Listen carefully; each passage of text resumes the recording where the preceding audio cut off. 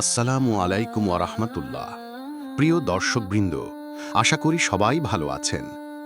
আজকের ভিডিওতে আমরা জানব প্রথম মানব হজরত আদম আলাইহিসসালাম সম্পর্কিত এক অপূর্ব রহস্য।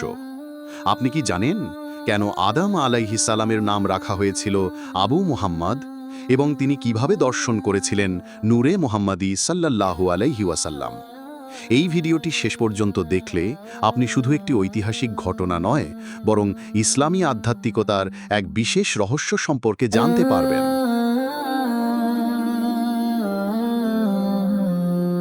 আল্লাহ তাআলা যখন হযরত আদম আলাইহিসসালামকে সৃষ্টি করেন, তখন তার কপালে এক বিশেষ নূর স্থাপন করেন।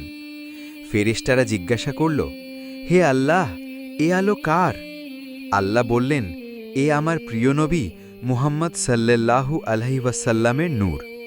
তখন থেকেই আদম আলাইহিসসালামকে বলা হয় আবু মুহাম্মদ, অর্থাৎ মুহাম্মদের পিতা, কারণ তার সন্তানদের মধ্যে সর্বশেষে আসবেন মানবজাতির সেরা নবী মুহাম্মদ সাল্লাল্লাহু আলাইহি ওয়াসাল্লাম। আদম আলাইহিসসালাম যখন জান্নাতে ছিলেন, তখন তিনি সেই নূরের সৌন্দর্য দেখে বললেন, হে আল্লাহ, এ কার নূর? আল্লাহ তাআলা উত্তর দিলেন, এ আমার প্রিয় নবী মুহাম্মদ সাল্লাল্লাহু আলাইহি ওয়াসাল্লামের নূর।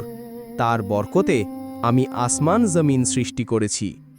এইভাবেই আদম আলাইহিসসালাম নূরে মুহাম্মদী দর্শন লাভ করেন।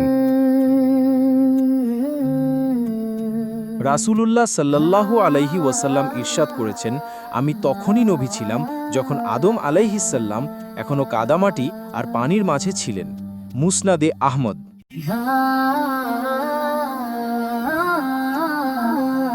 সুতরাং হজরত আদম আলাইহিসসালামের নাম রাখা হয় আবু মুহাম্মদ, আর তার কপালের আলো ছিল নূরে মুহাম্মদী সাল্লাল্লাহু আলাইহি ওয়াসাল্লাম। এটি মানবজাতির জন্য এক মহারহস্য ও সুসংবাদ। প্রিয় দর্শকবৃন্দ, আল্লাহ তাআলা আমাদের সবাইকে নূরে মুহাম্মদ সাল্লাল্লাহু আলাইহি ওয়াসাল্লামের আলোয় জীবন সাজানোর তৌফিক দিন। আমাদের আলোচনাগুলো যদি আপনাদের ভালো লাগে, তাহলে চ্যানেলটি সাবস্ক্রাইব করুন এবং পরবর্তী পর্বগুলো দেখার আমন্ত্রণ রইল। আল্লাহ আমাদের জীবনকে হেদায়েতের পথে পরিচালিত করুন। আসসালামু আলাইকুম ওয়া রাহমাতুল্লাহ।